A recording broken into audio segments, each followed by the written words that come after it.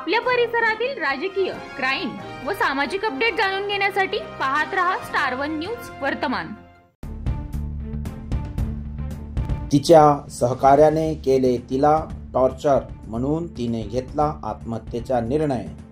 महाराष्ट्र राज्य परिवहन महामंडळ सांगली विभाग विटा डेपोमध्ये वाहतूक पदावर कार्यरत असणाऱ्या अर्चना परवीन भोसले वय 38 वर्षे राहणार सावरकरनगर विटा तालुका खानापूर जिल्हा सांगली या महिलेने दिनांक 13/4/25 रोजी सकाळी आपल्या राहते घरामध्ये गळफास घेऊन आत्महत्या केली होती।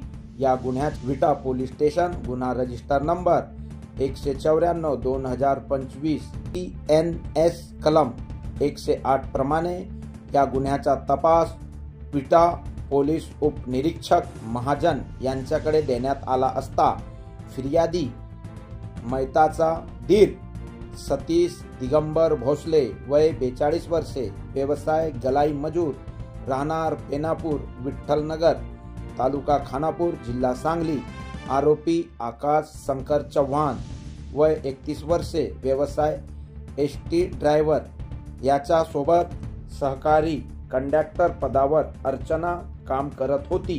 काही कालांतराने त्यांच्यात प्रेमसंबंध निर्माण झाले होते। आरोपीने पीडितेस वारंवार मानसिक तणाव देऊन जुडलेले प्रेम संबंध तोडणार व प्रेमाचा गैरफायदा घेत असल्या कारणाने तिने जीवाला कंटाळून टोकाचे पाऊल उचलले।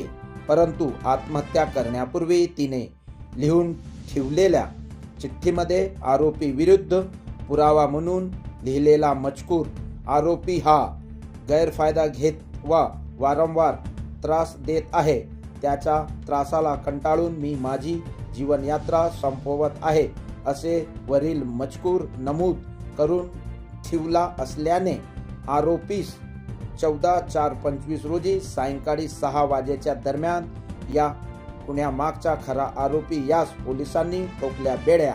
स्टार वन न्यूज वर्तमान प्रतिनिधी कीर्ती नाईक नवरे। अशा बातम्या पाहण्यासाठी आमच्या चॅनेलला लाईक, शेअर, सबस्क्राईब करा।